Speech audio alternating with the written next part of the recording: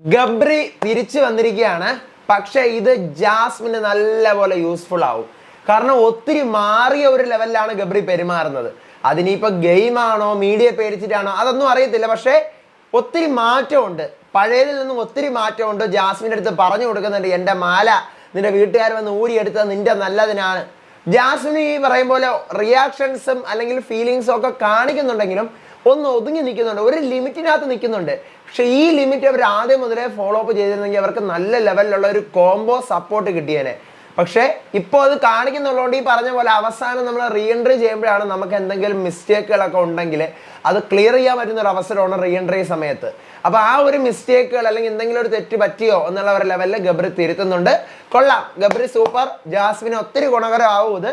ഞാൻ പ്രതീക്ഷിച്ചിരുന്നു ഗബ്രി അവസാനം കൊണ്ടുവരുന്നത് ഈ പറയുന്ന ജാസ്മിൻ ഓവറായിട്ട് ഫീലിങ്സ് കാണിക്കുമ്പം വോട്ടുകളിൽ നല്ലൊരു കുറവ് വരും, വീണ്ടും ഇവള് തുടങ്ങിയല്ലോ എന്നുള്ള പറയുന്ന ഒരു ലെവൽ വരുമായിരിക്കും എന്നാണ് പ്രതീക്ഷിച്ചിരുന്നത്. അപ്പോൾ അവസാന ഡേ ആണ് കൊണ്ടുവന്നെങ്കിലും മാറ്റമൊന്നും വരാൻ പോകുന്നില്ല. കാരണം ഈ പറഞ്ഞ പോലെ അത്ര ഒരു ഭയങ്കരമായിട്ടുള്ള ഒരു ലിമിറ്റ് ക്രോസ് ചെയ്തിട്ടുള്ള ഒരു സംഭവം രണ്ടുപേരും കാണിക്കുന്നില്ല. ഒരു പക്ഷേ ജാസ്മിന് നെഗറ്റീവ് ആകുമെന്ന് കരുതിക്കൊണ്ടായിരിക്കാം ഗബ്രി അങ്ങനെ കാണിക്കാത്തത്. എന്താണ് ലൈവിൽ നടന്നുകൊണ്ടിരിക്കുന്നത് പറയാം. Welcome back to Ansif moonlight media. I'm Ansif. Video ആദ്യമായിട്ട് കാണുന്നവർ ചാനൽ സബ്സ്ക്രൈബ് ചെയ്യണം, ലൈക്ക് ചെയ്യണം, ഷെയർ ചെയ്യണം. നിങ്ങളുടെ അഭിപ്രായങ്ങൾ മസ്റ്റായിട്ട് താഴെ കമൻറ്റ് ചെയ്യണം. ഇതുപോലത്തെ അപ്ഡേറ്റ്സിനായിട്ട് ഇപ്പം തന്നെ നമ്മുടെ പേജ് ഫോളോ ചെയ്യാൻ വേണം. ആദ്യം തന്നെ PR പെയ്ഡ് കമൻറ്റുകളുടെ അറ്റാക്കുകൾ കൊണ്ട് ഇരിക്കാൻ വയ്യ. സൈബർ അറ്റാക്കുകളുടെ ഘോഷയാത്രയാണ്. പിന്നെ ഞാൻ അതൊന്നും വന്ന് പറയുന്നില്ലെന്നേ ഉള്ളൂ. അമ്മാതിരി ലെവലിലാണ് ഇപ്പോൾ ഓരോ വീഡിയോയും ടാർഗറ്റ് ചെയ്ത് നിങ്ങൾ അതിനകത്ത് എന്തിനങ്ങനെ പറഞ്ഞു, ഇതിനകത്ത് എന്തിനിങ്ങനെ പറഞ്ഞു, ഇയാളുടെ വോട്ട് അയാൾക്ക് പോവോ, അയാളുടെ വോട്ട് ഇവർക്കാണോ, നിങ്ങളാണോ തീരുമാനിക്കുന്നത്? എടേ, ഞാൻ എപ്പോഴും എൻ്റെ ഒപ്പീനിയൻസ് ആണ് പറയുന്നത്. എൻ്റെതായിട്ടുള്ള ലെവലാണ് ഞാൻ എപ്പോഴും ഞാൻ നിഷ്പക്ഷമായിട്ട് ഭയങ്കര അതാണ് ഇതാണെന്നൊന്നും ഞാൻ പറയുന്നില്ല. ഞാൻ എൻ്റെ ഒപ്പീനിയനിൽ യോജിക്കാൻ പറ്റുന്ന ആൾക്കാരുണ്ടാവും, പറ്റാത്ത ആൾക്കാരുണ്ടാവും. ഒരാൾ ഔട്ടാകുമ്പോൾ അവർക്ക് വോട്ട് ചെയ്തുകൊണ്ടിരുന്ന എല്ലാവരും വോട്ട് ചെയ്യാതിരിക്കാനല്ല പോകുന്നത്.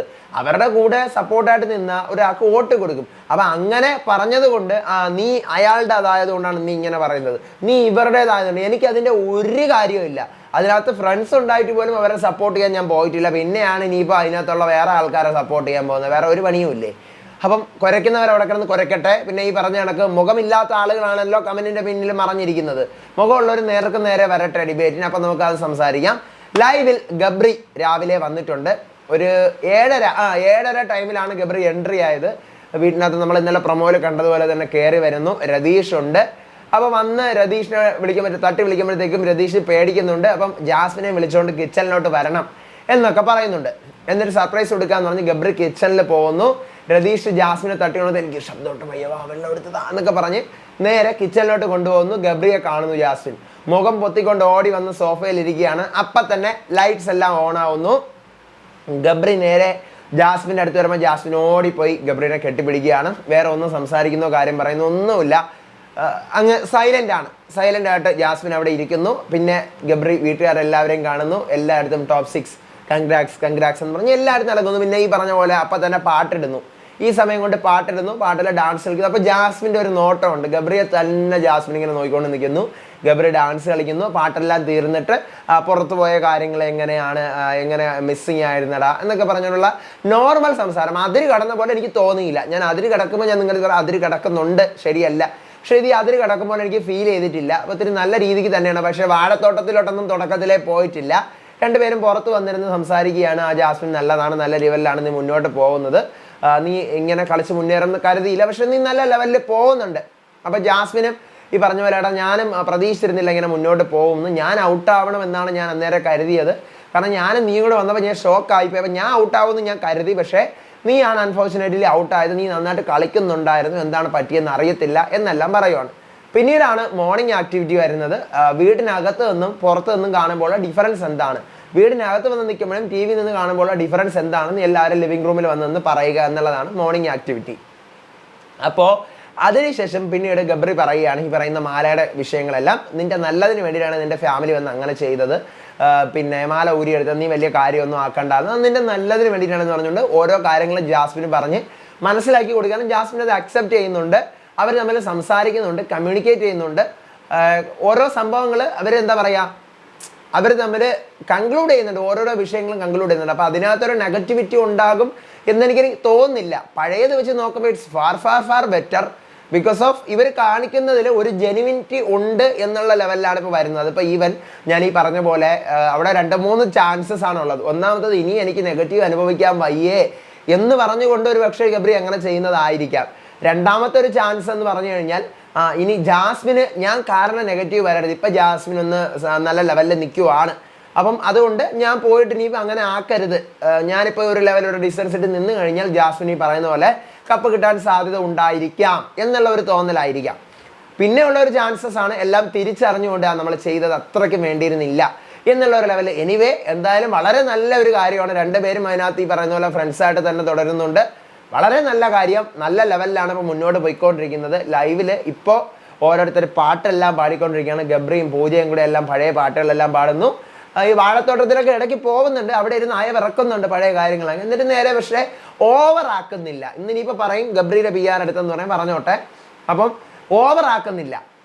ഈ പറഞ്ഞ പോലെ ലൈവിൽ ഞാൻ ശ്രദ്ധിച്ചു, ഗബ്രി വരുമ്പോൾ ഒത്തിരി പേര് കാണാനുണ്ടാവും എന്നൊക്കെ ഇന്നലെ ഒരുപാട് പേര് പറഞ്ഞു. ഗബ്രി വരുമ്പോൾ ലൈവ് നിന്ന് കത്തും എന്ന്. പക്ഷേ രാവിലെ ഗബ്രിയെ കയറ്റി വിട്ടതുകൊണ്ട് 11,000 പേരെ ഉണ്ടായിരുന്നുള്ളൂ ആ സമയത്ത് ലൈവിൽ. സാധാരണ ഇതുപോലത്തെ എന്തെങ്കിലും ഇൻസിഡൻസ് നടക്കുമ്പം 45,000 പേരോളം മാക്സിമം വരുന്നതാണ്. പക്ഷെ ലൈവിൽ ഈ പറഞ്ഞ പോലെ രാവിലെ ആയിരുന്നത് കൊണ്ടായിരിക്കും may be there is only 11K അത്ര മാത്രമേ ഉണ്ടായിരുന്നുള്ളൂ അവിടെ. വേറെ ഈ പറഞ്ഞ പോലെ ലൈവ് കാണാനും അധികം ആൾക്കാരൊന്നും ഉണ്ടായിരുന്നില്ല. പക്ഷേ ഈ പറഞ്ഞ പോലെ വീണ്ടും വീണ്ടും പറയാനുള്ള നെഗറ്റിവിറ്റി കുറയും, ഒത്തിരി മാറ്റം വരും, ഒത്തിരി മെച്യൂരിറ്റിയോടെ. സത്യം പറഞ്ഞാൽ ഒത്തിരി ജാസ്മിൻ്റെ കേസിലല്ല, ഗബ്രിയുടെ കേസിൽ ഗബ്രി ഒത്തിരി മെച്യൂരിറ്റിയോടെ സംസാരിക്കുന്ന പോലെ, അല്ലെങ്കിൽ ഒത്തിരി മെച്യൂരിറ്റിയോടെ കാര്യങ്ങൾ കൺവേ ചെയ്യുമ്പോൾ എനിക്ക് പേഴ്സണലി ഫീൽ ചെയ്തു. നിങ്ങൾക്ക് അങ്ങനെ തോന്നിയോ എന്ന് എനിക്കറിയില്ല. നിങ്ങൾക്ക് എന്താ തോന്നിയത് ഗബ്രി വന്നപ്പോൾ എന്താ ഇതൊക്കെ ആക്ടിങ് ആണോ, അതോ മീഡിയ പേടിച്ചിട്ടാണോ, അതോ ജാസ്മിന് നെഗറ്റീവ് വരാതിരിക്കാനാണോ, അതോ സംഭവം തിരിച്ചറിഞ്ഞതാണോ?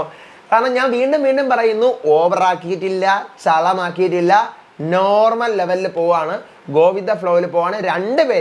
രണ്ടുപേരും നല്ല ലെവലിൽ പോവാണ്. ഒത്തിരി അധികം അടിക്കുന്നുമില്ല, നല്ല പോലെ അകന്ന് നിൽക്കുന്നുമില്ല. ഇത് തന്നെയാണ് നല്ല ലെവൽ. ഈ ലെവലിൽ പോയി കഴിഞ്ഞാൽ ഈ പറയുന്ന പോലെ നെഗറ്റിവിറ്റി ഉണ്ടാവത്തില്ല. നമുക്ക് ബെസ്റ്റ് ഓപ്ഷനാണ് റീ എൻട്രി ചെയ്യുന്ന സമയത്ത് നമുക്ക് എന്തെങ്കിലും നെഗറ്റീവ്സ് ഒക്കെ ഉണ്ടെങ്കിൽ അത് ക്ലിയർ ചെയ്യാൻ പറ്റുന്ന ഒരു അവസരം അല്ലേ. നമ്മൾ ഔട്ടായി കഴിഞ്ഞാൽ പിന്നെ നമ്മൾ എന്തെങ്കിലും ചെയ്ത തെറ്റുകൾ ഉണ്ടെങ്കിൽ അത് തിരുത്താനോ അല്ലെങ്കിൽ വന്ന് ആ പ്ലാറ്റ്ഫോമിൽ പറയാനോ ഒക്കെ നമുക്ക് അവസരം കിട്ടുന്നത് ഈ പറയുന്ന റീയൂണിയൻ സമയത്താണ്. അപ്പോൾ ഈ ഒരു റീയൂണിയൻ സമയത്ത് ഗബ്രി വന്ന് ഇത്ര സമയവും കുഴപ്പമില്ല, ഇത്ര നേരം ഓക്കെയാണ്, പെർഫെക്റ്റാണ്, പക്കയാണ്, സെറ്റാണ്, ഇനിയാണ് നമുക്കറിയത്തില്ല, എപ്പോഴും വേണമെങ്കിലും മാറാം. പക്ഷേ ഈ ലെവലിൽ പോയി കഴിഞ്ഞാൽ നല്ലതായിരിക്കും എന്നാണ് എനിക്ക് തോന്നുന്നത്. അപ്പോൾ ലൈവിൽ പാട്ട് പാടി കാര്യങ്ങളൊക്കെ നടന്നുകൊണ്ടിരിക്കുകയാണ്. അപ്പോൾ അടുത്ത അപ്ഡേറ്റുകളും വിശേഷങ്ങളുമായിട്ട് ഞാൻ വരാം. അപ്പോൾ ഇതുപോലത്തെ ലൈവ് അപ്ഡേറ്റ്സിനായിട്ട് ഇപ്പോൾ തന്നെ നമ്മുടെ പേജ് ഫോളോ ചെയ്യാൻ മറക്കരുത്. അടുത്ത വീഡിയോ ആയിട്ട് വരാം, വിശേഷമായിട്ട് വരാം. അപ്പോൾ അതുവരേക്കും ബൈ ആൻഡ് ടേക്ക് കെയർ.